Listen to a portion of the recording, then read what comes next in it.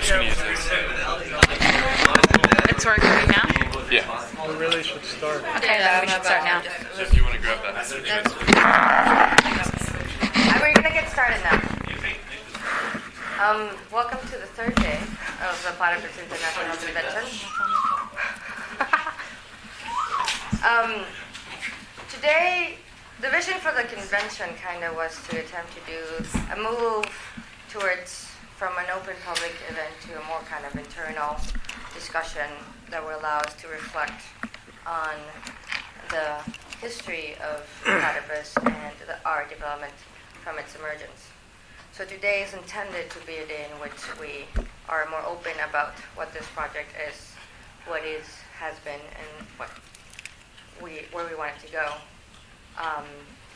With that in mind, this is kind of the idea because of the success of the synthesis talk that we had last year. And so in a conversation, in a convention conference call, we were talking about what to do on Sunday. And it was really Ashley and Richard who talked about how the experience of what Platypus is different depending of what moment you became part of the group. And we realized the idea sort of generation of perhaps Richard, Chris, and Spencer versus the first generation who've been moved by these ideas and attempts to make an organization grow out of that. And then to a third generation of people who walk in once we are already established ourselves. And there's a sense in which the first generation experiences a single event completely different than the second and the third.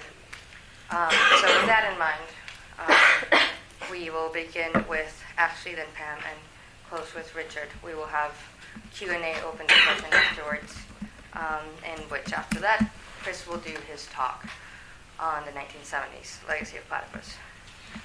So without further ado, Ashley? Okay. So like Lori said, as a panel, Richard, Pam, and I represent what has unconsciously been acknowledged as three distinctive phases in the evolution of Platypus. In order to understand, critique, and develop the purpose, aim, and direction of our organization, it behooves us to formally come to terms with how these waves, embedded in the personal relationships and practical infrastructures of the group, present both possibilities and obstacles for expanding the scope of what is possible for Platypus. My participation in this panel indicates that I represent the most recent wave of members who entered into the group after it was fully founded. This representation, I think, is fair only to the extent that I serve, perhaps, as the most potent symptom to the benefits and challenges facing non-founding members. My wave is characterized by the broadest range of geographical dispersal from California to Canada, a vast variety of initial political experiences, and divergent levels of responsibility within the group. I do not then seek to speak for my generation, as it is an erroneous qualification. Rather, upon reflecting on my own experiences, both nurturing and toxic within Platypus, I hope to merely begin a conversation as to the issues I have yet to resolve about the group that will hopefully be clarifying for us all. Talking about Platypus first requires me to air some dirty laundry. That is the left I was part of before ending up here. If there is a precise moment I began identifying myself as a member rather than an observer of the left, it was in the immediate aftermath of 9/11. This appears to me to be representative of the politicization of many people my age, with my first protest directed against the occupation of Iraq. I remember walking and chanting alongside the other one political friend I had in Chicago at the time, pelted with leaflets from a confusing muddle of groups promising revolution in our time. And as someone who has lost any faith I ever had in the system, after taking in those first televised moments of glittering bombs across the Middle Eastern skyline, I attempted to wade through the multitude of possibilities presented to me. And with the hundreds of thousands swelling in the city streets during May Day '06, it did indeed appear as if there was a vibrant left for me to take part in. College then appeared as the opportunity for me to find my niche amongst the left. As a freshman and sophomore, I considered myself a non-ideological, anti-violent leftist. I continued the activist and organizing work I had begun as an adolescent, including human rights activism, prison abolitionist work against sexual violence, and labor solidarity. But I became increasingly tired of being an autonomous leftist, taking more serious the concept of political organization. I began working closer in coalition group work, and this is where it gets really ugly, participating in things like the 2008 RNC, and found myself more and more immersed within anarchist communities and flirting with syndicalist organizations like the IWW. Simultaneously but unconsciously, my schoolwork also began to play a role in my political development. Literary criticism in my English classes began to introduce me to postmodernist and post-structuralist critiques of capitalism, and I started to internalize these models without having a proper sense of political reflection. All of these things that I've kind of vaguely addressed initially made me hostile to a group like Platypus, whom I saw as a bunch of disaffected, esoteric non-activists. It seemed to me suspicious at best, elitist at worst, for a group's prime focus to be on history and theory, rather than on people's day-to-day experiences and struggles. I'd always enjoyed history, but it was not immediately apparent to me how studying history could possibly be conceived of as a political act. And the group's emphasis on a critique of the left seemed to me to be a bit off when the right wing seemed to be gaining more and more steam, both domestically and internationally. So I went to events and participated in the weekly reading group, but I didn't grasp what Platypus was trying to do. However, the first international convention was a galvanizing moment in my life, intellectually and politically. My limited historical memory served to feed a certain level of excitement I had about the possibilities of a group with a critical, world-changing stance. As one who had struggled with the particularities of identity politics and the obfuscated emancipation they proposed, I had certainly always felt that as if the scope of my politics reached beyond that of my vegan, collegiate-educated, house show attending bike punk milieu. As time passed, I began to more critically approach the work I did as an activist and organizer and wondered what it was all amounting to. Was I really building a movement or participating in some sort of pseudo-activity that disguised itself as contributing to something greater when it was in actuality not impacting society? Platypus's emphasis, no, insistence on a critique of the left, particularly considering the historical regression in the left's ability to shape the world, suddenly began to make some sort of sense. That being said, I must admit that my year in Platypus, from last convention to this one, has been profoundly disappointing. Every idea I obtained through my undergraduate career about anarchism, postmodernism, post-structuralism, religion, the Catholic Church, atheism, the labor movement, culture, community, resistance, revolution, reform, my future as a union organizer, intellectualism, protests, queers, veganism, imperialism, the sociological character of the term working class, environmentalism, art, modernity, fascism, authoritarianism, violence, feminism, black studies, Latino studies, indigenous persons' emancipation, Quebecois separatism. Everything I had grown to love as a leftist, Platypus forced me to lose. I felt at once connected to the protagonist of my favorite novel of all time, Victor Frankenstein, as I too was required to exchange, how do you say that word, chimeras? Chimeras of boundless grandeur for realities of little worth. There will be protests to the sentiment assuring me that surely nothing called a platypus line exists. To this critique, I raise a single point. The theory of historical regression throughout the past year has painstakingly, brutally, and often without my consent, forced me to see the inadequacies of these approaches to reanimating the left and its singular goal of human emancipation. Thereby, the theory of historical regression is not merely an intellectual gesture, it is a political act. Platypus presented itself to me, unlike my other two panelists, as a nearly fully conceptualized project, one whose aims failed to be immediately apparent to my consciousness, but nevertheless excited my intrigue. It has taken me the full year to comprehend, even in the slightest regard, the scope of the death of the left thesis proposed by Platypus, with frequent arguments, disavowals, and moments of defeat, both on my part and that part of my mentors, thank you, Spencer, along the way. And yet, I barely recognize the person I was a year ago. My conceptualization about the world has been radically transformed. I cannot look upon any aspect of the political world without a certain degree of pessimism or nuance. I've been branded and ruined for life for any other option amongst the pseudo-left. While the typical rhetorical gestures of Platypus often now find themselves strangely embedded in my speech, I experience this phenomenon with a level of anxiety and ambivalence, unsure of what it signals and where my political future actually lies. It has been a difficult process for me, still unfinished, to accept myself as much of a representation of Platypus as Pam or as Richard is. For a long time, arguably up until the present moment of 12:43 right now, my self-perception of Platypus was that of an intellectual coterie with which I was quaintly familiar, but not an organization in which I felt fully at home. Perhaps this is due to my really shady political past. I most certainly was not a prime candidate to be a Platypus recruit. I intended to justify lifestyle politics and rationalizations of identity as the base of organizing to the point of exhaustion, and succeeded. Often. In this sense, I truly represent a rare breed amongst us platypi. I'm a convert. So when I witness the desire to exclude ourselves from the wretchedness of the existing left, I find the organization capitulating to a certain hopelessness, that the political landscape we inhabit is indeed so sullied that we cannot expect transformation even at the individual level. This is a symptom I have seen oft repeated in Platypus, and I am hardly immune from its practice. Rather than deal with the bad left with the sort of patience my organizer gave to me, thank you, Ian, who's not in this room, I would often react with pithy, insulting rejections of people when I would encounter them. The chief problem with Platypus to me, though, however, is not our sometimes sour disposition, but rather as an interested recruit, a member, and a dysfunctional and ineffective organizer. There's always been this particular type of inaccessibility that I've been trying to put my finger on.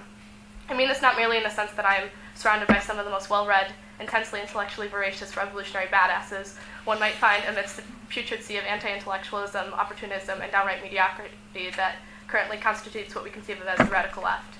Of course, this is partially the case, and it is something with which we must consistently struggle to take into consideration the gradual growth achieved by many of our members, and emancipation from a political immaturity to the capacity to consider and reconsider the history, questions, and difficulties posed by the emancipatory left as conceived of by Platypus, from the radical bourgeois philosophers to Marx, to Nietzsche, to the Second International Radicals, to Freud, to the Frankfurt School. At first glance, I thought in a year's time I would sufficiently understand the basics of this posture towards the left. A year later, I know I have only begun to scratch the surface of the possibilities of politics, both in their liberating and regressive qualities. I'm far humbler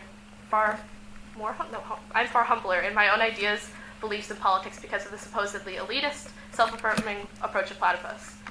Too often this is understood as a form of reactionary nihilism, I think, amongst people outside of the group, rather than a pessimism of the intellect and optimism of the will, as Gramsci might understand it. Nevertheless, when I think of inaccessibility, I think not merely of the fact that I am still uncertain as to what exactly Adorno supposes in his estimations of the apparent classlessness of contemporary capitalist society, but rather a more fundamental uncertainty. What does Platypus seek to do, and what does it offer in the way of hope to those strong enough to take up its project?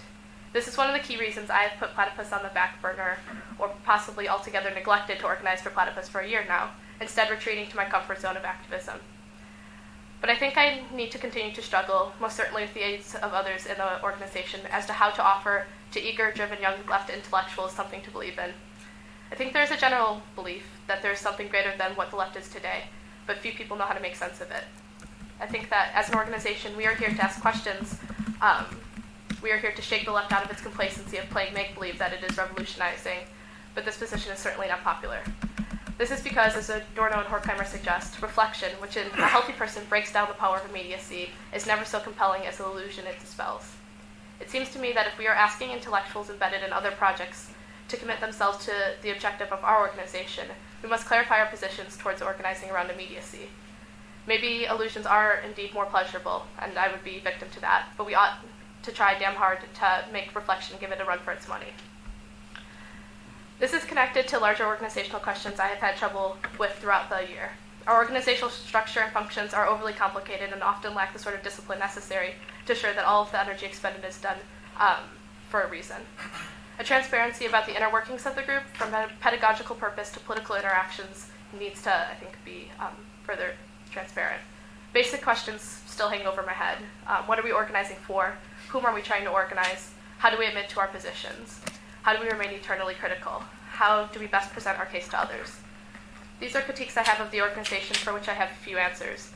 Indeed, it is only now that I'm beginning to make sense of the sort of organizational capacity I believe I can fulfill for the group. Thus far, our bad reputation has impaired me, as did our failure to appeal to many beyond those burned badly by the interaction with the still existing left.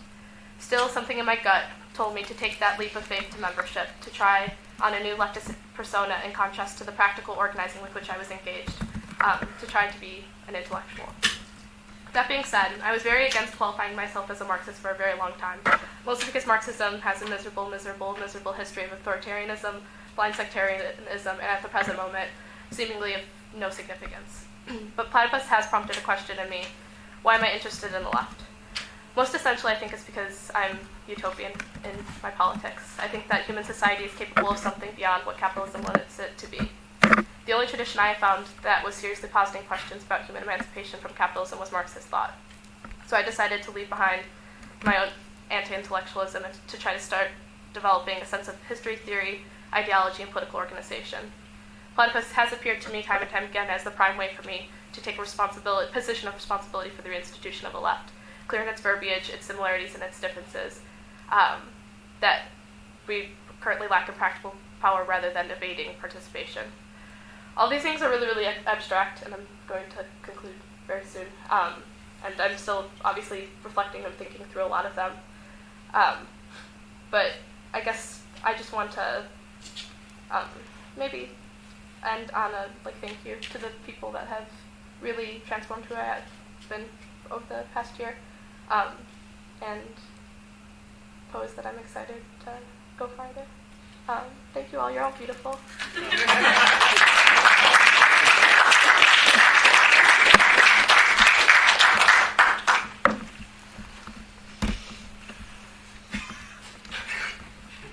Don't back me, Marco. Okay. So Platypus started in 2006, the summer of 2006. A lot of us were in Chris's Adorno class here at the School of the Art Institute of Chicago, and we wanted to understand the legacy of the Frankfurt School, and more importantly, the legacy of Marxism and the way in which Marxism was understood by somebody like Adorno.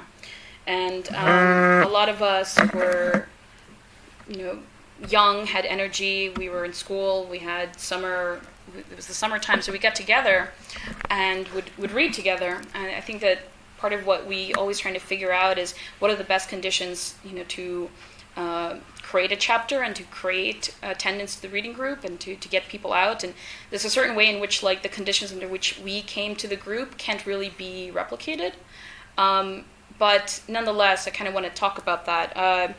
So we were all friends. We were students of Chris's. We were at the School of the Art Institute of Chicago, and we were invited to this reading group. So we started to come to the reading group, and we realized we didn't know shit. We really didn't know anything about Marxism. We didn't know about the history of the left, and so we were we should get together and read these texts together and have a discussion about them. So we would get together at my house, Lori's house, and we would have conversations about these texts. We would read them out loud to each other sometimes, and we would talk about what they mean. And yeah, it was a regular thing. It was like a week. Mini Platypus, that's what it was called. And it was on Saturdays. It was before the reading group meeting, so that we would come prepared with questions and points. And it created a real culture, I think, in the group that is difficult to replicate, right? It created a real sort of force and sort of seriousness that just happened all at once. So this was the way in which we started to get involved with ideas on the left. Something that was common amongst all of us was a disenchantment with specifically the anti-war movement at the time and our inability to make sense what the left was about at that point. One of the activities early on in the group was that we went to a protest and we experienced the left. I mean, meaning we grabbed the papers, we read some of them, Marco threw them away, and we would talk about what is out there. And it was really depressing, I think. It made me feel like, do I really want to be part of the left if this is what the left is about? So I think that we went through our own little existential crisis as far as what are we doing? What are we really considering here? Do we really want to be part of this historical trajectory? It seems to be defunct. But it was in fact this kind of recognition of the impoverishment of the politics of our moment that I think fueled a lot of the project. So I kind of want to talk about something that Ashley mentioned, which was the sense of hopelessness and pessimism. That in fact, we, I think, experienced the left, and like I said, it was very depressing, and we were pessimistic about the possibilities and viabilities of this particular left to change the world. And so our project was a way of making sense of that in order to clarify what it would mean to actually change the world. So in fact, it was a very hopeful project that comes with a lot of depressing sort of recognitions about what's possible. And yet, it's where I think that it gets its force. Some of the moments for me in which I became a more sort of a member of the group was the class with Moshe Bestone. Several of us took a class on Capital by Moshe Bestone at the University of Chicago. And as a result of this class, we wanted to engage with Moish in a direct fashion, so Benjamin Blumberg and I conducted an interview in the Platypus Review. I think it was in the 3rd issue.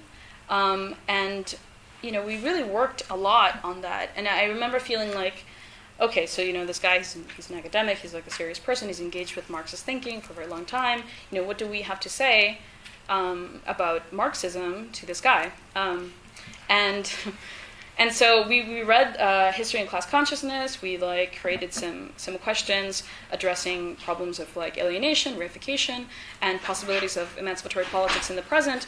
And we found out that actually we did have a lot to say to him. That meaning we had a lot of provocations to make that weren't made to him, and that he in fact sort of was happily engaging with the questions because he hadn't thought about them in this particular way. And so there was something that became very real to me at that moment about the project, which is that when we are at our best, I think that we're able to formulate questions that really provoke answers and provoke people in a way in which they never thought about their own politics in this way, they'd never thought about their own thought in this way, and those are the very encouraging moments, I think, in events and in articles and in the editorial process when we're at our best.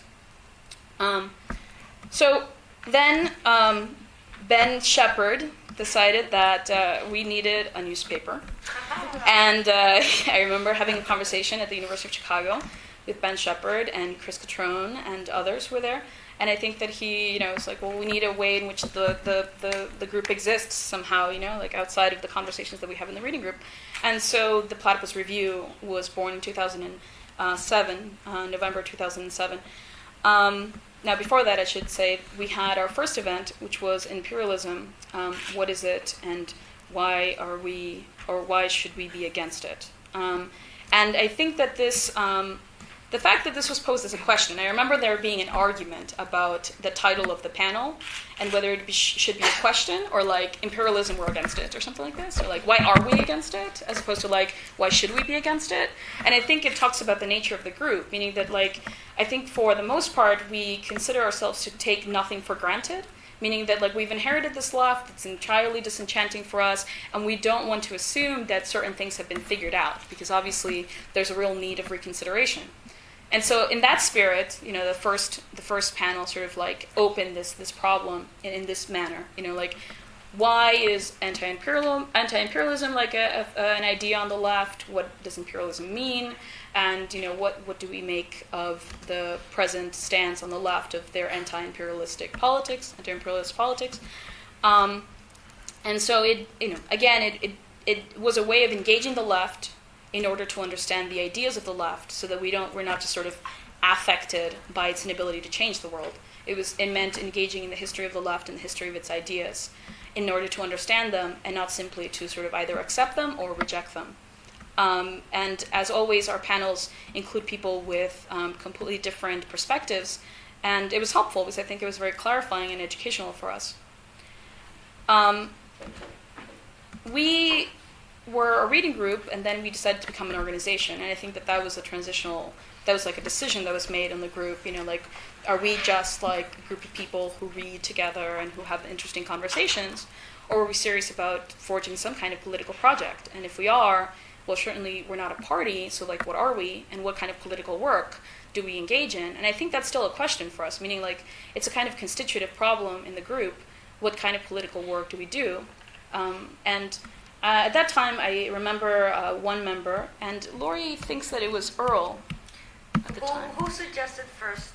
The statement of purpose. That we needed to write a statement of purpose. Anyway, we needed to write a statement of purpose. That was the demand, and that people really needed to be introduced to the group, what does the group do?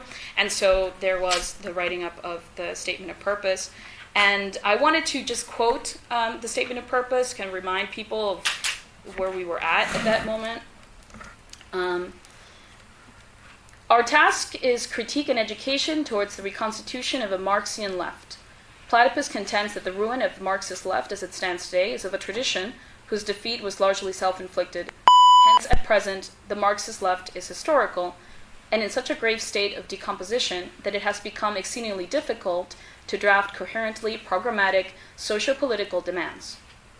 In the face of the catastrophic past and present, the first task for the reconstitution of a Marxian left as an emancipatory force is to recognize the reasons for the historical failure of Marxism and to clarify the necessity of a Marxian left for the present and future. If the left is to change the world, it must first transform itself. So from this, there's kind of emphasis on an imminent critique of the left, meaning like we were not, and our work wasn't about critiquing the right. It was critiquing the left in order to transform the left, as it sort of says here in the statement of purpose, that we took the tradition of the left seriously and the tradition of Marxism seriously, and we're investigating ways in which the